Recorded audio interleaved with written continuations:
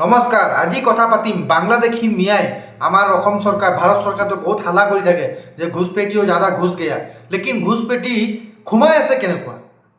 আপোনালোকে মন কৰিব কথাটো, বাংলাদেশী মিয়াই বাংলাদেশৰ পৰা আমাৰ ভাৰতত তেওঁলোকে কেনেকুৱা আহি আছে।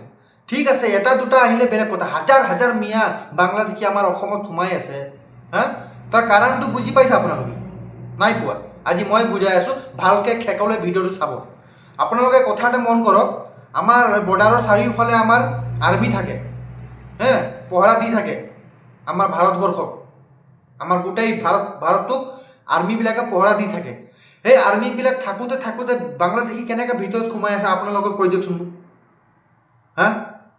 বাংলাদেশীয়ে কেনেকুৱা সোমাই আছে কিয়? বৰ্ডাৰত কি আমাৰ আৰ্মি নাই?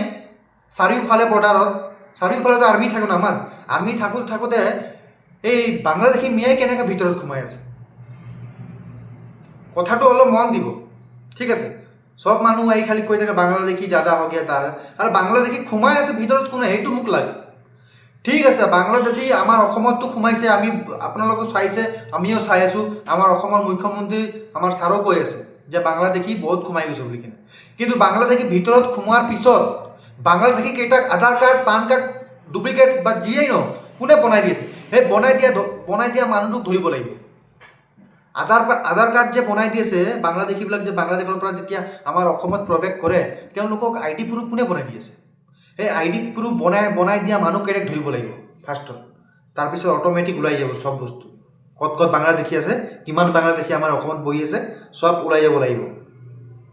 আপোনালোকক কথাটো কওক, হয় কি নাই কওক। বাংলাদেশী যেতিয়া আমাৰ ভাৰতত আহে, নকলি মানে ডুপ্লিকেট তেওঁ আইডেণ্টি কাৰ্ড বনায়। সেই আইডেণ্টি কাৰ্ডবিলাক কোনে বনাই দিয়ে?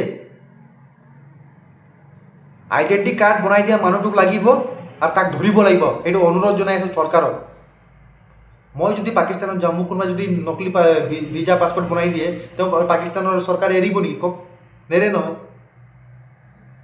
আমাৰ ভাৰতবৰ্ষ এনেকুৱা এটা দেশ না, যিকোনো দেশৰ মানুহ, আমাৰ দুশ্মন দেশ হ'লেও আহি থাকি যাব পাৰে, এনেকুৱা এটা দেশ হয় এইটো মোৰ মতে। আমিতো বেলেগ দেশত যাই থাকিব নোৱাৰোঁ। আমি যদি বাংলাদেশত যাওঁ, আমাৰ হিন্দু মানুহক জ্বলাই দি আছে, পাকিস্তানত গ'লে গুলিয়াই মৰাই দিব আমাক। কিন্তু আমাৰ ভাৰতবৰ্ষত তেনেকুৱা নহয়। আমাৰ ভাৰতবৰ্ষৰ চৰকাৰে কঠোৰ শাস্তি লিয়া নাই। আমি গম পাইছোঁ মানুহবিলাকক ঘৰবিলাক উচ্ছেদ কৰি আছে। উচ্ছেদ কৰিলেতো নহ'ব ন, মানুহবিলাকক বৰ্ডাৰ পাৰ কৰাবতো লাগিব। খালি ঘৰ ভাঙি দিলে নহ'ব নহয়। আজি ইয়াতে ঘৰ ভাঙি দিব, যোৱাকালি বেলেগ জেগাত যাই ঘৰ বনাই দিব, তেওঁলোকৰ স্বভাৱ আছে তেনেকুৱা। তো গাইজ, ভিডিঅ'টো শ্বেয়াৰ কৰক।